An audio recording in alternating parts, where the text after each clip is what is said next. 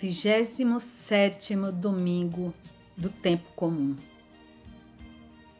Este domingo traz para a nossa reflexão uma temática bem familiar: o respeito que deve existir entre todos, sobretudo na família, entre o esposo e a esposa, pois é a partir desse respeito mútuo, base de toda a família, que se estruturam as demais relações sociais. Quando em casa não existe esse respeito, dificilmente os filhos aprenderão a ser pessoas que valorizam umas às outras como irmãos e irmãs, ou como marido e mulher.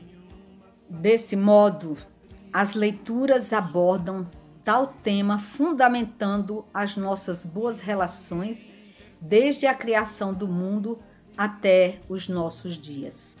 A primeira leitura da liturgia de hoje é tirada do livro de Gênesis, capítulo 2, versículo 18 a 24, que fala da criação do homem e da mulher como seres que se completam. A vida do homem não teria sentido, seria incompleta se não fosse a mulher, sua imagem e semelhança. A narração do Gênesis vai pontuando de maneira simbólica, porém didática, as obras da criação, colocando o homem como centro de tudo. Porém, depois de tudo criado, faltava-lhe algo que desse sentido à sua vida. Então, Deus criou a mulher a partir de uma das costelas do homem para mostrar que ambos se completam e devem andar lado a lado, sendo parceiros, companheiros, parte um do outro, que não sobreviveria sozinha. A mulher não é, portanto, um ser estranho ao homem. Pelo contrário, é carne de sua carne e osso de seus ossos, extensão um do outro. Com essa imagem de completude, o texto quer nos mostrar a importância de ambos, sobretudo a união do homem e da mulher, para completar a obra da criação. Desse modo, não justificam rivalidades de gênero, tratamento desigual e nenhum tipo de violência de um contra o outro. Ambos, homem e mulher, existem para se completar e não para se dividir, se separar ou viver como se um não dependesse do outro. Essa dependência mútua é saudável, mostra que dependemos uns dos outros para viver, seja como marido e mulher, seja como irmãos, como mostra a segunda leitura de hoje. O texto desta primeira leitura encerra trazendo para nós a imagem do casamento, da união do homem e da mulher como esposo e esposa, formando uma aliança numa só carne. É Deus que nos une dessa maneira. A segunda leitura é tirada da carta de São Paulo aos Hebreus, capítulo 2, versículo 9 a 11. Mostra que temos a mesma origem, que somos irmãos e que Deus nos quer agindo como verdadeiros irmãos. Quem consegue enxergar no outro, independentemente de quem ele é, seja um irmão seu, seja o esposo ou uma esposa, seja uma pessoa estranha, vai tratá-lo com amor e respeito, por mais diferente que seja essa pessoa, pois na sua veia corre sangue humano e por isso ela precisa ser amada e respeitada. Se todos pensassem assim, não haveria tantos corações endurecidos, tanta maldade, tanta violência sobre a terra. Deus nos quer irmanados, construindo um mundo similar ao paraíso. Mas para isso é preciso que haja entre nós amor, respeito e compreensão. E o evangelho é tirado de São Marcos, capítulo 10, versículo de 2 a 16. Traz o tema do divórcio como forma usada por alguns para tentar Jesus, com um tema polêmico.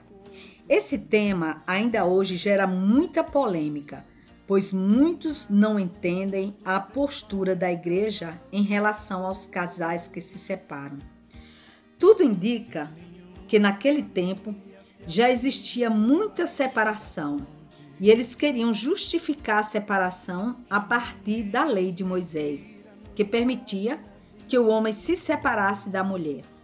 Porém, Jesus deixa claro que isso foi prometido por Moisés simplesmente por causa da dureza do coração de certas pessoas que não sabiam perdoar, relevar desentendimentos, enfim, de pessoas que não se amavam verdadeiramente, mas que desde o início da criação, Deus havia feito para viver juntas e se completar. Assim, ambos, o homem e a mulher, num dado momento da vida, deixariam suas famílias, pai e mãe, para construir outra família. E assim, a humanidade iria se multiplicando como as estrelas do céu, como vemos na promessa que Deus fez a Abraão. Assim sendo, essa união é concebida por Deus e nenhuma lei humana deveria interrompê-la. Quem rompesse com essa lei seria tido como adúltero diante de Deus, fosse homem ou mulher. É nesse argumento bíblico que a igreja se baseia para defender o matrimônio, colocando algumas restrições para os que rompem com esse sacramento. Aqui está um ponto polêmico da igreja, ainda hoje, que muitos questionam, afirmando que a igreja é excludente. A igreja não é excludente, ela é coerente com as leis de Deus.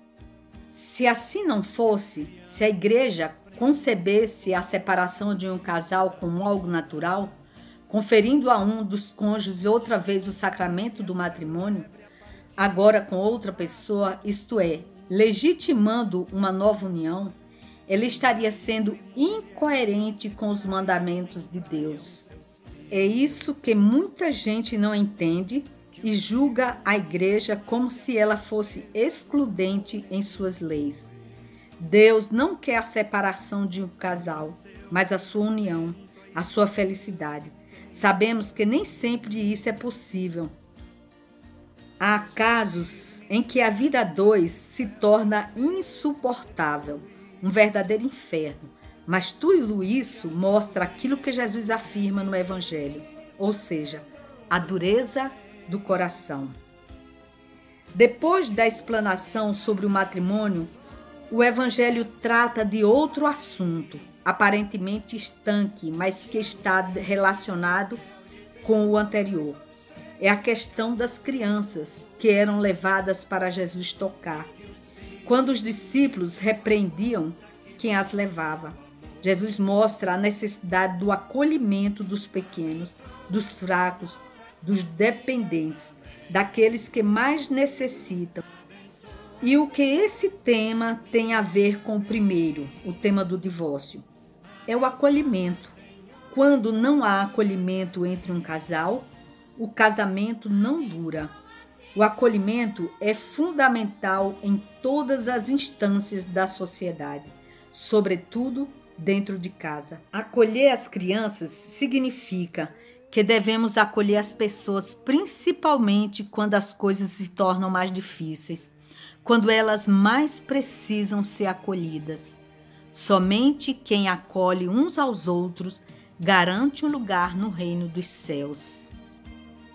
E o Salmo de hoje, 127, ele enfatiza todas as leituras. A tua esposa é uma videira bem fecunda no coração da tua casa. Os teus filhos são rebentos de oliveira ao redor da tua mesa.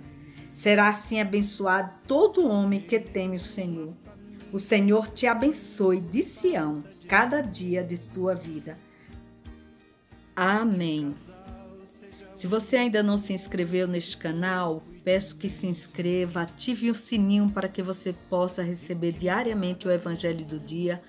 Curta este vídeo, deixe um comentário, um pedido de oração, compartilhe para que mais pessoas possam ver essa mensagem. Louvado seja nosso Senhor Jesus Cristo, para sempre seja louvado.